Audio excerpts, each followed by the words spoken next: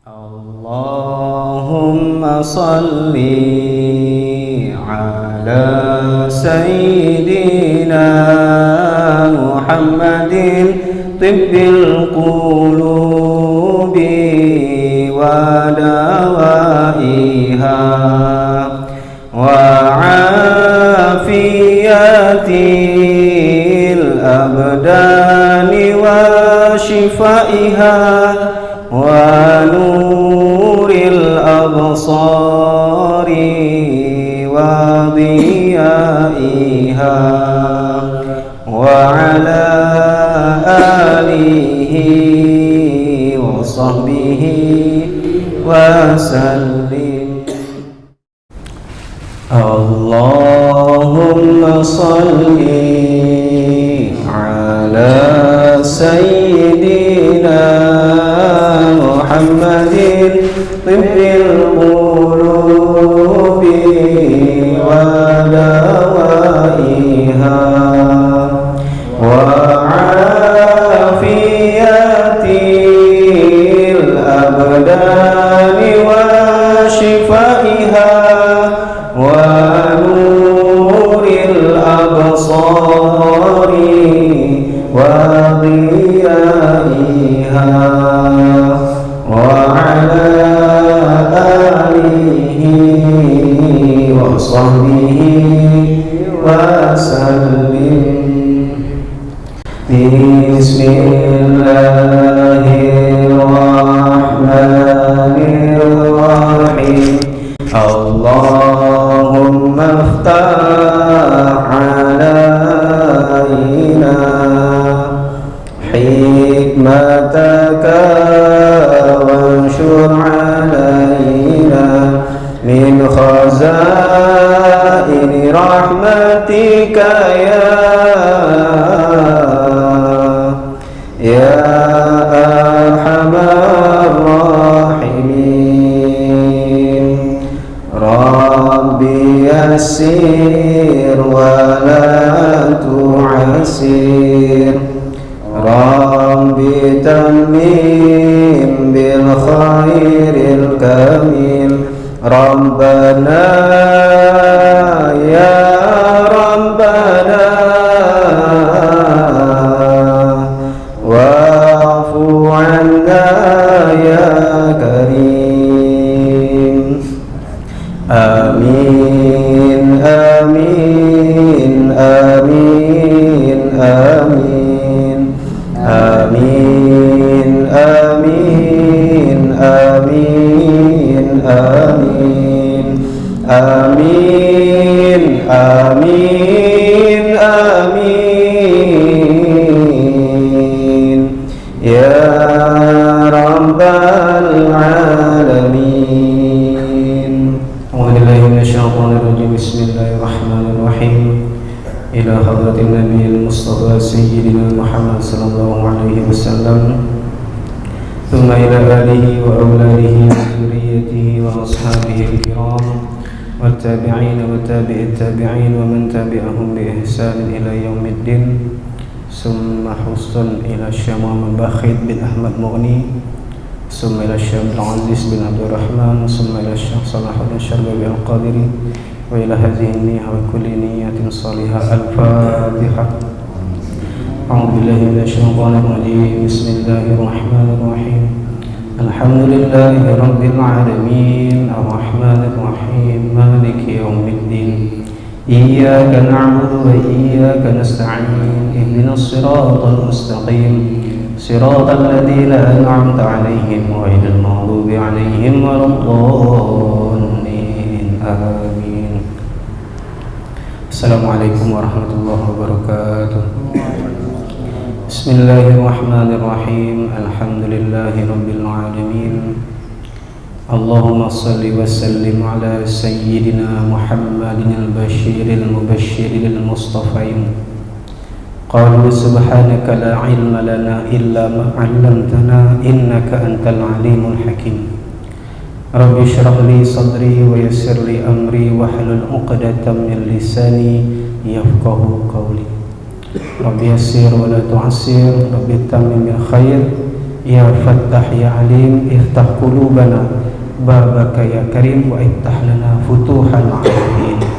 Ilahi anta maqsudi wa ridhaka matlubi, la hawla wa la quwwata illa billahil aliyyil azim, wa la hawla wa la quwwata illa billahil aliyyil azim, wa la hawla wa la quwwata illa billahil aliyyil azim. Yang sama-sama kita muliakan orang tua kita, tuan guru, alim ulama, serta seluruh pengurus dan jamaah Masjid Tarbiyatul Jannah.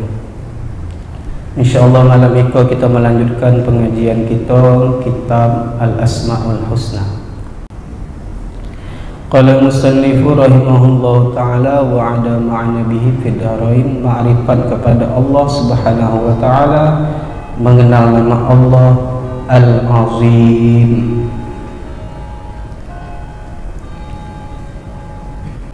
Al-Azim adalah nama Allah yang ke-34. Apa arti Al-Azim? Al-Azim itu artinya yang maha agung. Itu makna ringkasnya. Sedangkan secara rinci makna Al-Azim itu yaitu yang melewati akan sekalian batas-batas akal, sehingga tidak mampu merupakan dengan hakikat Allah.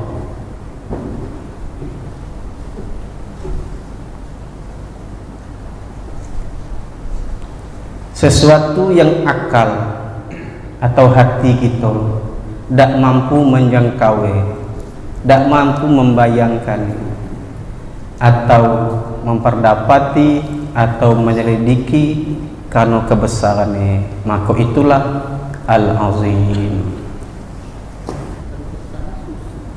Sebelum seseorang disebut azim atau agung, tentu dia mempunyai sifat-sifat yang pantas untuk menjandang nama Al-Azim itu. Kalau seseorang yang cuman punya ilmu yang sangat luas, belum pantas disebut azim. Atau seseorang itu punya keberanian yang sangat kuat, belum juga pantas disebut azim. Atau seseorang itu punya martabat yang tinggi, belumlah pantas juga disebut azim. Tetapi azim adalah merupakan himpunan dari berbagai macam sifat-sifat yang mulia, sehingga dia pantas disebut azim. Secara hakikat azim kau cuma layak disebutkan untuk Allah Subhanahu wa ta'ala. Contohnya apa?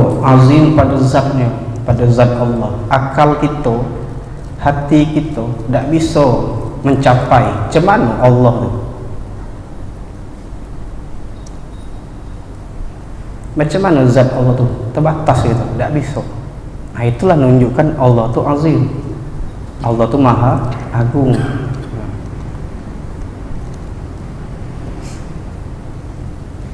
Sehingga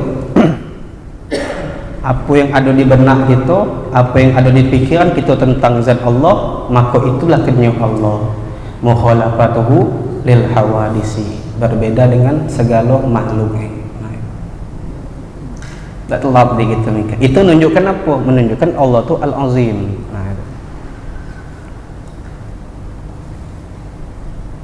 Bahasa manusia tak yang bisa memaknainya tu. Maka cuma bisa sebatas agung. Makna yang sebenarnya tak bisa dimaknakan dengan agung. Sebagaimana kita ketahui bahawa urutan yang mendahului sebelum Al-Azim itu adalah Al-Halim. Nah, kalau masih ingat pengajian sebelumnya itu tentang Al-Halim. Maka salah satu untuk mencapai Al-Azim harus didahului dengan sifat Halim. Kenapa Halim itu di nomor 33, Al-Azim di nomor 34? Kalau seseorang nak menjadi azim, nak menjadi agung, maka dia harus lebih dulu punya sifat halim. Apa halim itu kemarin? Tak cepat marah. Tak bisa juga disebut azim kalau tak bersifat dengan sifat halim. Seseorang yang alim misalnya, walaupun macam mana banyak ilmu, macam mana pun tinggi pemahaman, kalau belum punya halim, belum berhak disebut sebagai orang yang azim. Jadi ada 33 asma Allah sebelum sampai kepada Al-Azimiko, dan itu tuh harus dipunyai kalau ke-33 tadi baru bisa menjadi azim. Mulai dari Allah, Ar-Rahman, Ar-Rahim, Al-Malik, Al-Quddus, As-Salam, Al-Mu'min, Al-Muhaimin, Al-Aziz, Al-Jabbar, Al-Mutakabbir, Al-Khaliq, Al-Bari, Al-Musawwir, Al-Ghaffar, Al-Qahhar, Al-Wahhab, Al-Razzaq, Al-Fattah, Al-Alim, Al-Khabir, Al-Basir, Al-Khafir, Al-Rafi, Al-Mu'id, Al-Mudhil, As-Sami, Al-Basir, Al-Hakam, Al-Adl, Al-Latif, Al-Khabir, Al-Halim. 33 tadi punya dia baru bisa disebut dengan Al-Azim. Kita Al-Halim payah, sekok payah, telap lah nahan marah guru, cuma tangan ngepal kan, marah tahan lama, tangan ngepal. Rasulullah itu disebut sebagai orang yang punya akhlak yang agung. Allah nyebut Rasulullah itu punya akhlak yang agung.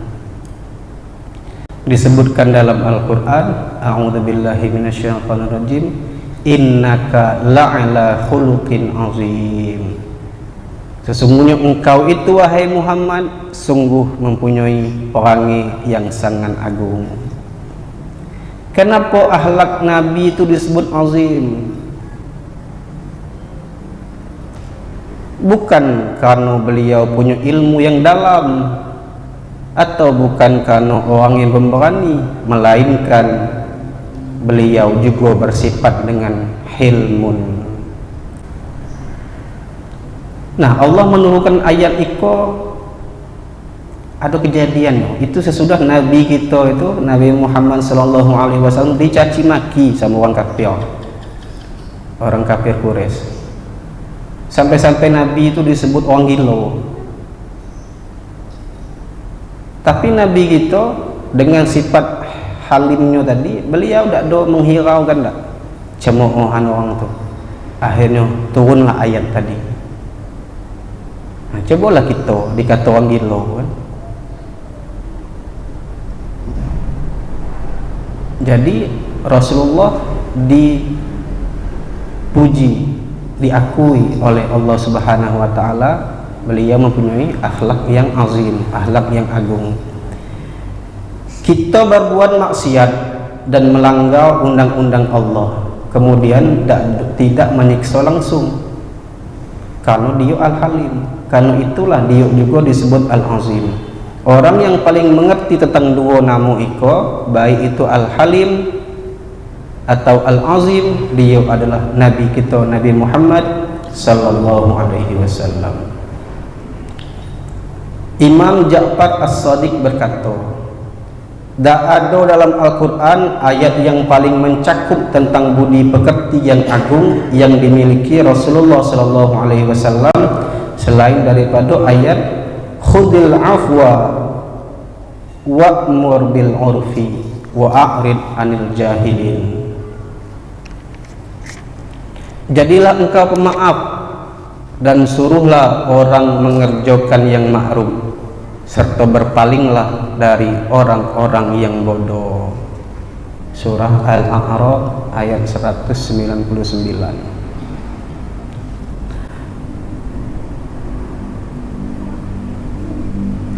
Sesudah kita beriman bahwa salah satu nama Allah Al-Azim, maka akhlak kita kepada asma Al-Azim itu ada beberapa.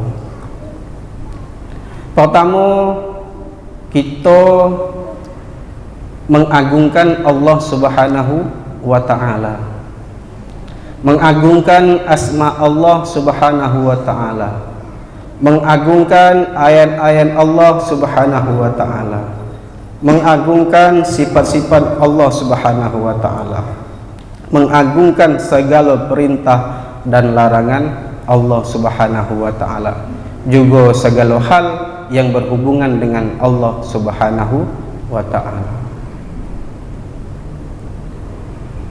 Kapan nama Al-Azim kok kita sebut? Kita sebut tiap hari itu. Kapan kita nyebut? Ketika kita ruku, Subhana Rabbiyal Azim. Nah, bukti kita mengagungkan Allah tuh itu ketika kita menyebutkan nama Allah Al-Azim, kita ruku. Apa ruku tuh? Memungkukkan diri gitu.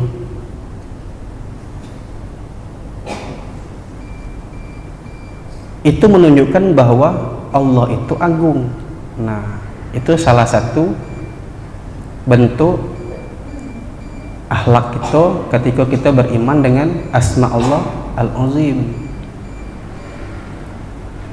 Kemudian apa lagi mengagungkan Allah? Merasakan ketiadaan diri kita, merasakan kita memang hinonya lah orang. Karena agung itu adalah Allah Subhanahu wa ta'ala. Kemudian mengagungkan ayat-ayat Allah lagi. Ayat-ayat Allah kok ada dua. Ada ayat Qur'aniyah namanya, ialah yang 30 juz, 114 surah, 6.666 ayat. Sebagian riwayat menyebutkan 6.326 ayat. Itu ayat Qur'aniyah namanya. Ada lagi, sekok lagi ayat kauniyah. Apa? Segala makhluk, segala yang diciptakan oleh Allah itu adalah ayat. Ayat itu apa? Arti ya? Tanda keagungan Allah Subhanahu wa ta'ala.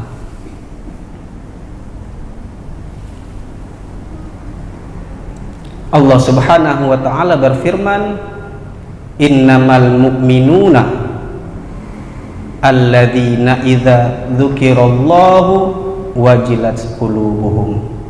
Innamal mu'minuna, sesungguhnya orang-orang yang beriman itu, alladzina idza dzukirallah, apabila dibacakan kepada mereka ayat-ayat Allah, wajilat qulubuhum, takut hati mereka. Orang-orang yang beriman takut kepada Allah karena mereka begitu mengagungkan Allah, begitu mengazimkan Allah Subhanahu wa ta'ala. Kita dengan ayat Allah biasa weh. Berarti apa? Berarti belum ada dalam hati kita kok akhlak mengagungkan Allah Subhanahu wa ta'ala. Malah orang ngaji kita tertawa-tawa pula, ngotak pula. Berarti belum pantas kita disebut dengan orang-orang yang beriman.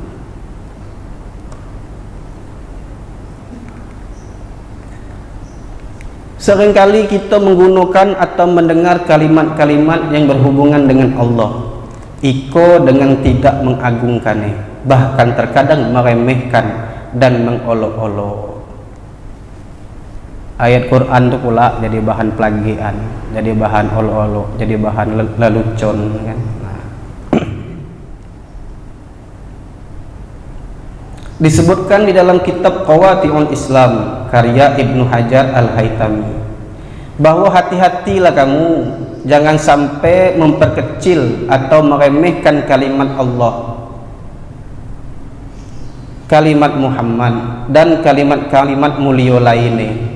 Karena apa? Dikhawatirkan akan keluar dari agama Islam. Karena yang diremehkan adalah kalimat yang agung, kalimat yang azim. Kalimat yang agung sepantasnya diagungkan, bukan diremehkan dan diperolok. Dan orang yang beriman wajib mengagungkan nama-nama mulia tersebut. Ada kisah seseorang yang ahli maksiat, seseorang yang durjana, dia dimasukkan oleh Allah Subhanahu wa taala ke dalam surga. Ngapo? Cuman kanu adu nengok tulisan bismillah di jalanan tuh diambil dia ngambil kok karena membesarkan, diambil disimpan. Nah cuman gara-gara itu karena dia mengagungkan kalimat Allah tadi, nama Allah tadi, Allah masukkan dia ke dalam surga. Kita dah mati Yasin di lantai kenai. So Yasin di lantai. Kadang mai kibar kalau tengok mana kita nak disebut mengagungkan Allah Subhanahu wa taala. Al-Qur'an letak sama lurus dengan selom, sama lurus dengan pantat gitu kok. Padahal itu kalimat yang agung, apalagi Quran kan. Tak bisa disamakan kitab-kitab yang mengandung nama dan ayat-ayat Allah itu dengan kitab biasa. Tak bisa kita sambungkan dengan Quran. Tak bisa kita sambungkan dengan majalah.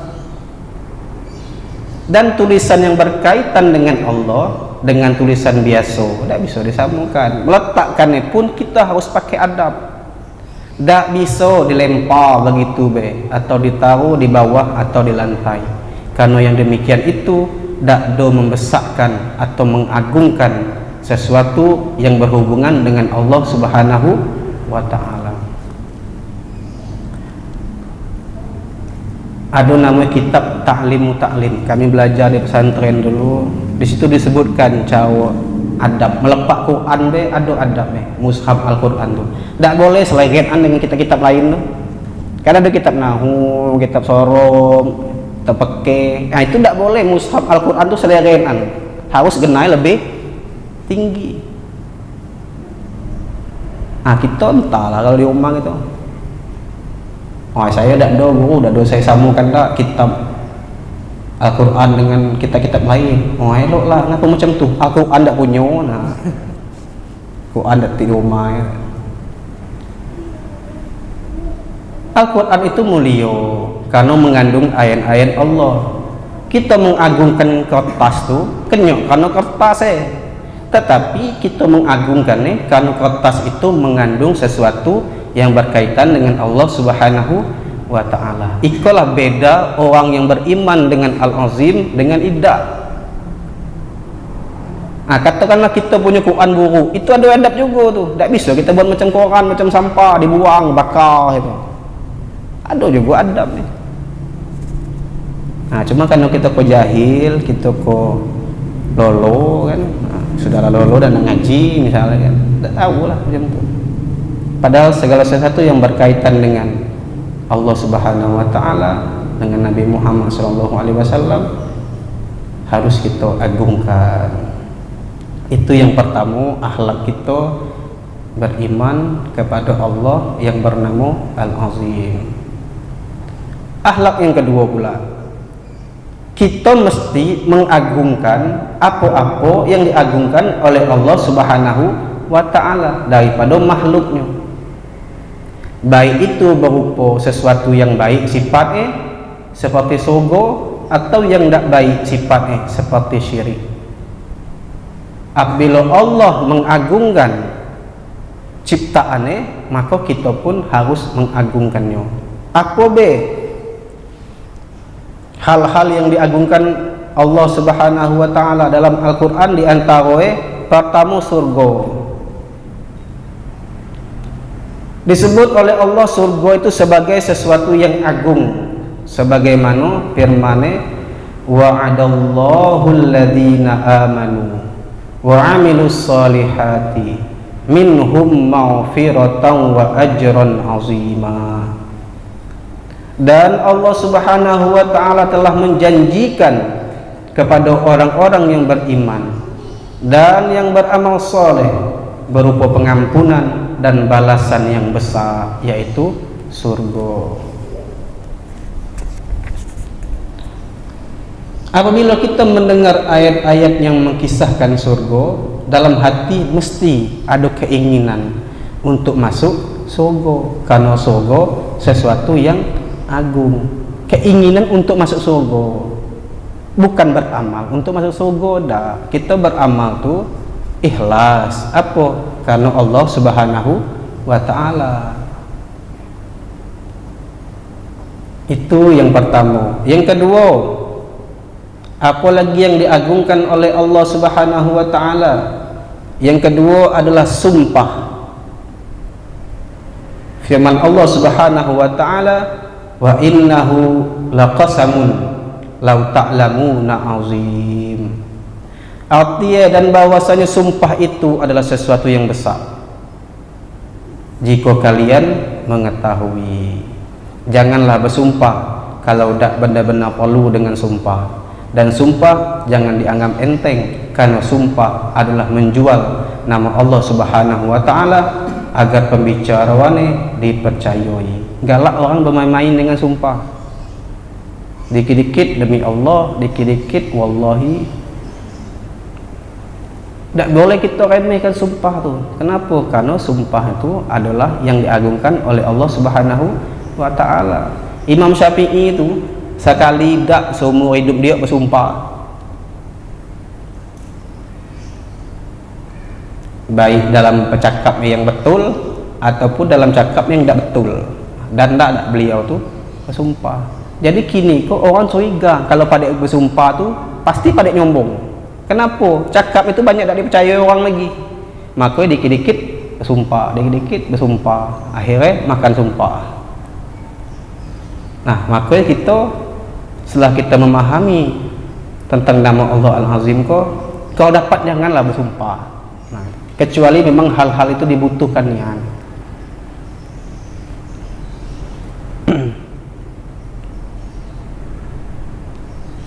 Baharam kapio tadi. Itu ada go di kampung itu go. Sumpah baharam kapio. Tahap apa maksudnya? Yang ketiga, hal-hal yang diagungkan Allah adalah syirik. Firman Allah Subhanahu wa taala, inna syirka la zulmun azim. Bahwasanya syirik sungguh kezaliman yang sangat besar. Apabila hal-hal yang tidak baik diibaratkan Allah dengan kalimat azim, kita mesti hati-hati. Seperti syirik tadi, baik syirik khafi atau tersembunyi maupun syirik jali atau tampak. Contoh syirik khafi, syirik tersembunyi, apa itu? Beribadah dengan mengharap pujian orang atau menyekutukan Allah dalam mengharap rezeki dengan sesuatu selain Allah. Dia beribadah mengharap pujian orang, bukan pujian Allah, pujian orang. Itu syirik khafi namanya. Atau dia mengharap rezeki dari sesuatu selain Allah, syirik juga tu, syirik khafi namanya. Seharusnya mana? Nah, rezeki kita berharapnya hanya kepada Allah Subhanahu wa ta'ala. Allah bernama Ar-Razzaq.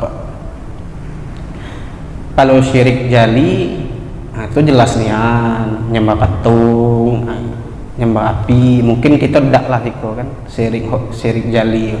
Tapi syirik khafi ko yang ngeri.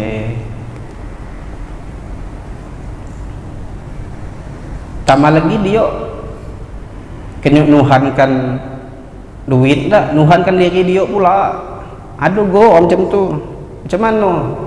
Ai kalau dak ada waktu,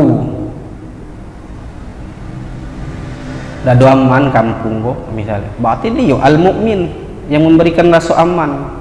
Padahal al-mukmin tu siapa? Allah Subhanahu wa ta'ala.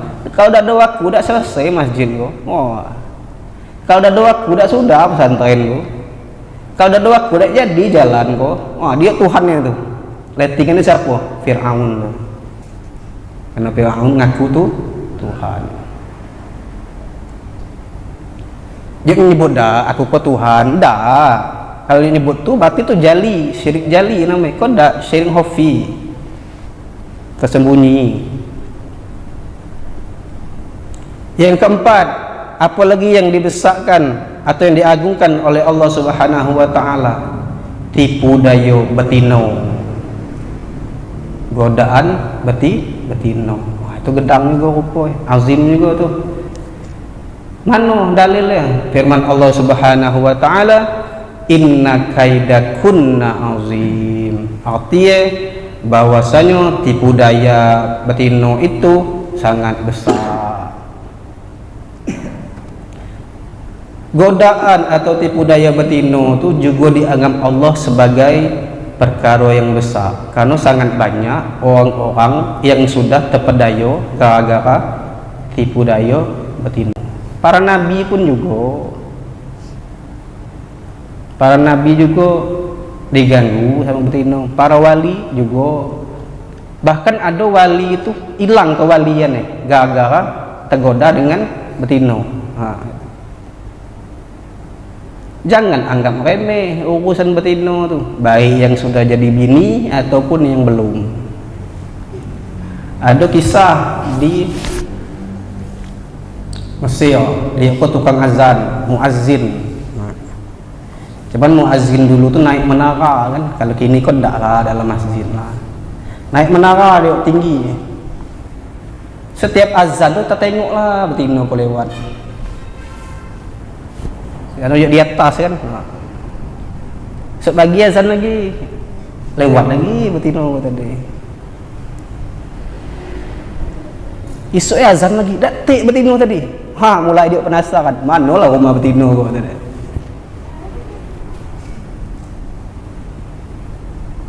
Akhirnya cari mana rumah ini. Ketemulah bionian dia tergoda dengan betino tadi. Rupanya betino pun Nasrani. Kata ayah, kalau kau nak dengan anak aku, masuk Nasrani dulu. Kalau dah tidak bisa. Nah, muazzin kau tadi mulailah dibisiki kan. Itu imolah. Lagi kalau kau sudah pengantin ni, kau ajak pula dia masuk Islam. Masuklah dulu kau Nasrani itu. Atau bisian tadi kan. Karena dia sudah tertipu daya dengan betino tadi. Akhirnya macam tu nilah dia. Masuklah dia agama Nasrani. Pengantin lah dengan betino tadi. Elok be satu ketika dia nak naik ke rumah betino tadi. Jatuh, apa bahasa gitu, tergelecek, jatuh ke bawah, mati lah. Maka dia mati dalam keadaan Nasrani. Dah jadi dia sempat belum, dah balik pula ke Islam ni kan. Itu hati-hati. Baik yang sudah punya bini maupun yang belum punya bini. Tu kita merasakkan lah gitu kan.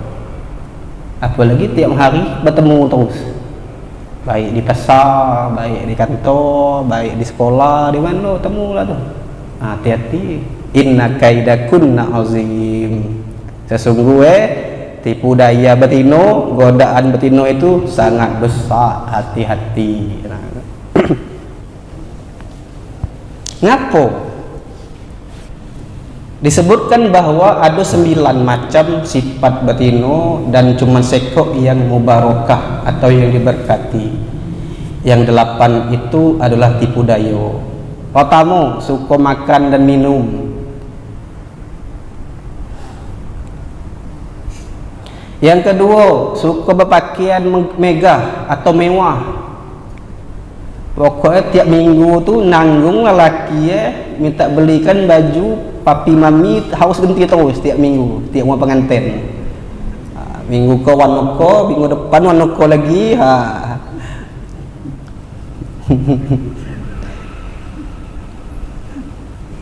Yang ketiga, apabila suami punya uang dia zina, dan apabila tak punya duit dia jauh atau liar. Yang keempat, suka menyalahi atau melawan laki. Yang kelima, suka namimah atau adu domba. Yang keenam, suka mencuri kepunyaan laki. Letaklah nyimpan ni tetap dapat dia. Dia tahu tu masuk berarti kan.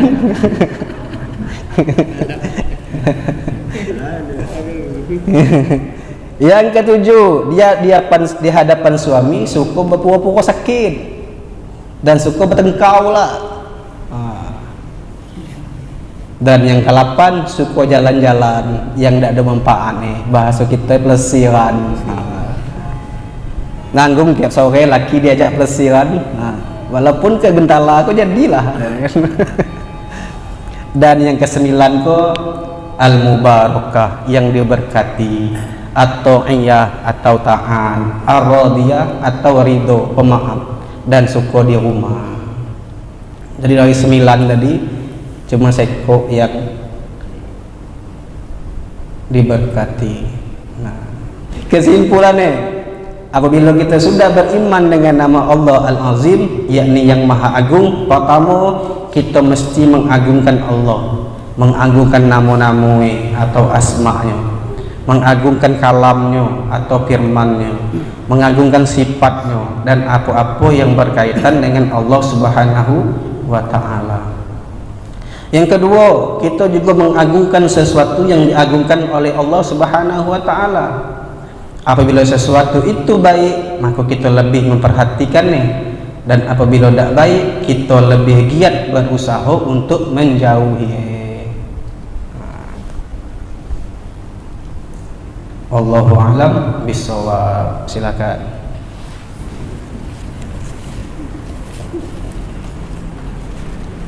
Assalamualaikum warahmatullahi wabarakatuh. Waalaikumsalam. Terima kasih kesempatannya. Saya pernah dengar dari guru saya yang pernah tahu gitu. Ketika kita baca ayat-ayat Allah, meskipun kita hafal, akan lebih baik kalau kita menggunakan mushafnya gitu loh. Contoh misalnya kita ada dalam majlis zikir baca Yasin, kita sebenarnya ada yang hafal sudah, tapi akan lebih baik kalau kita simak lagi mushafnya itu. Kemudian baca qul tahlil misalnya gitu. Banyak kawan itu sudah hafal lah banyak itu, tapi ada mushafnya juga, akan lebih baik lagi kalau pakai mushafnya gitu. Kenapa? Karena di samping kita mengucapkan, kita juga membaca katanya. Maka katanya setiap huruf yang ayat-ayat Quran itu membawakan keberkahan untuk kita masing-masing. Bahkan alif, lam, min itu bukan satu huruf sampai dikatakan mulai itu. Berarti kan lebih detail gitu. Minta penguatannya dulu. Itu. Terima kasih. Waalaikumsalam warahmatullahi wabarakatuh. Ada hubungan dengan Al-Azim. Al-Azim. Karena Al-Quran itu Azim kan. Nah, kita mengagungkan perkataan atau kalam Allah Subhanahu wa Ta'ala.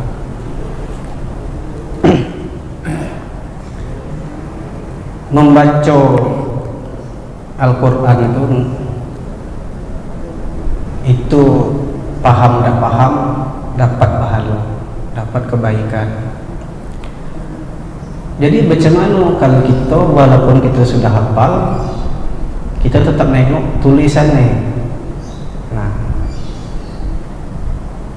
kalau kita hubungkan dengan nama Allah Al-Basir yang kemarin, mata kita kok bisa dikatakan dari mulai jelau sampai kaki hidung pejam nengok maksiat, nengok dosa.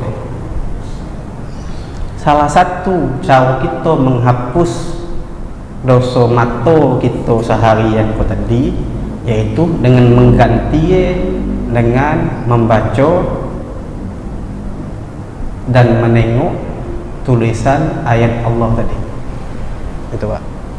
Dulu pernah sudah kita sebut di pengajian Al-Basir. Allah bagi kita mata kok Allah buat ciptakan untuk kita supaya itu tadi, supaya bisa nengok mana yang elok, mana yang indah, supaya tahu iko warna hitam, iko warna hijau, supaya tahu. Tapi kita gunakan mata kita tadi untuk melawan Tuhan. Sudahlah Allah bagi, kita gunakan pula mata kita tadi untuk melawan dia. Nengok yang maksiat, nengok yang berdosa.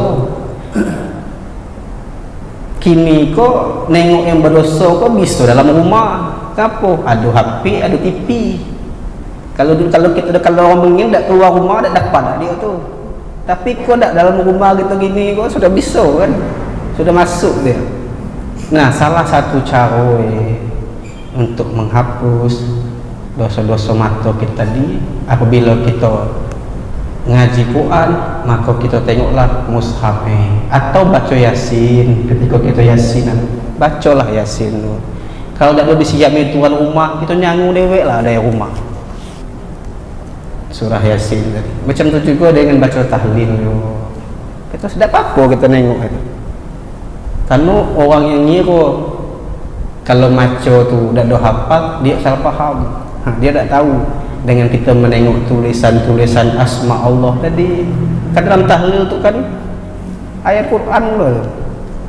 Surah Al-Baqarah, ayat surah Al-Baqarah, surah Al-Fatihah, Al-Ikhlas dan lain-lain.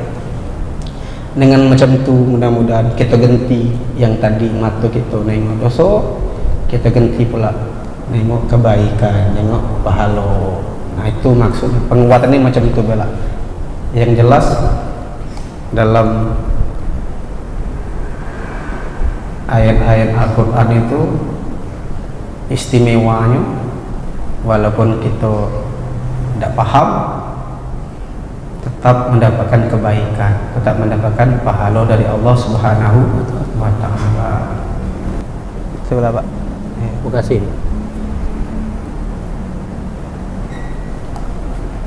Assalamualaikum warahmatullahi wabarakatuh. Waalaikumsalam. Keterkaitan dengan kajian kita malam ini tentang Al-Azim tadi, jadi kita tetap berdoman kepada Al-Quran sebagai untuk mengagungkan nama Allah. Nah, bagaimana hubungannya dengan ini? Mohon maaf lah karena kalau bagi saya pribadi itu pengen tahu gitu.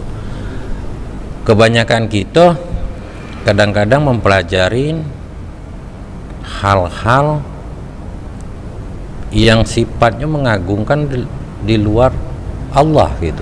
Contoh, orang belajarlah mantra-mantra segala macam itu. Itu bagaimana penjelasannya guru kalau kita tinjau dari Islam gitu. Ya. Makasih.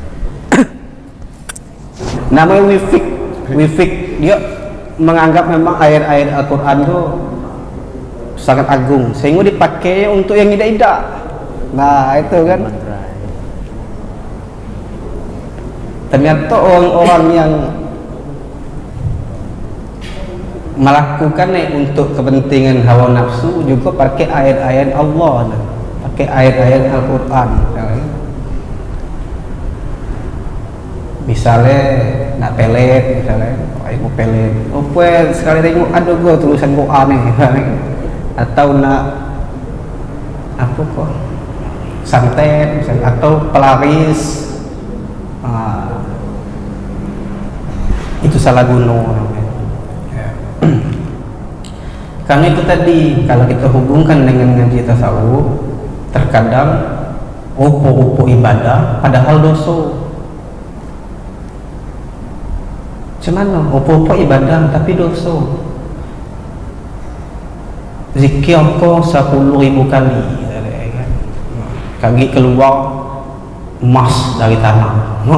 Jadi dia dibaca lah zikir 10.000 kali. Ternyata dia zikir ni kena nak ibadahnya, kena nak ingat Allahnya supaya emas ni keluar dari dalam tanah. Tapi kalau kita percaya dengan tukang sihir atau tukang tenung atau kita dewi yang melakukannya, maka syiriklah kita hukumnya. Nah itu apalagi kalau merasa kekuatan ada di situ, bukan kekuatan dari Allah Subhanahu wa Ta'ala. Ada pula tu pakai insya Allah. paranormal tadi kan, pakailah kau insya Allah kan. Itu salah guna kan, menyimpang itu. Kalau salah guna menyimpang. Jadi boleh tak boleh itu tengok keyakinan nih. Nah, keyakinan kalau dia menganggap bendoiko tadi yang menyampaikan hajatnya, maka itu syirik dan tidak boleh, jangan sampai gitu. Nah itu gitu. Insyaallah bisa depan lagi. Wallahu a'lam bishawab. A'udzu billahi minasyaitonir rajim. Bismillahirrahmanirrahim. Alhamdulillahirabbil alamin wa bihi nasta'in. Allahumma shalli wa sallim ala sayyidina Muhammad wa ala ali sayyidina Muhammad. Allahumma inna na'udzubika wa natawassalu ilaika wa natawajjahu ilaika wa natadarra'u ilaika bi asma'ikal husna. Huwallahu rahmanur rahimul malikul quddus salamul mu'minul muhaiminul azizul jabbarul mutakabbir al-khaliqul bari'ul musawwirul ghaffarul qahharul wahhabur razzaqul fattahul alim al-qabidul basitul khafidul rafi' al-mu'idzul mudillus sami'ul basirul hakamul adlul latiful khabir al-halimul azim al-ghafurul syakur al-aliyul kabir al-hafizul muqim al-hasibul jalil al-karimur raqibul mujibul wasi'ul hakimul wadudul majidul ba'ithul syahid al-haqqul wakil al-qawiyul matin al-waliyul hamid al-muhsil mubdi'ul mu'in al-muhyil mumin al-hayyul qayyum al-wajidul majidul wahidul ahad as-samadul qadirul muqtadir al-muqaddimul muakhir الأول الآخر الظاهر الباطن الوالي المتعالي البر التواب المنتقم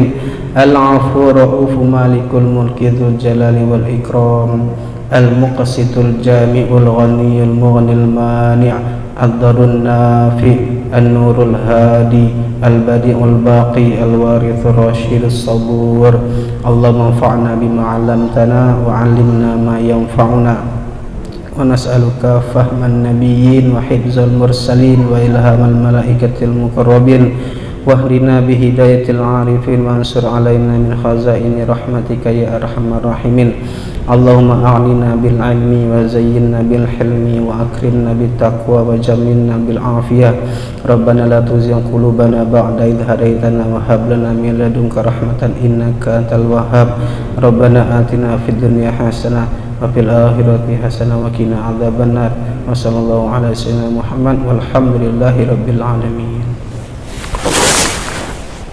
Assalamualaikum warahmatullahi wabarakatuh.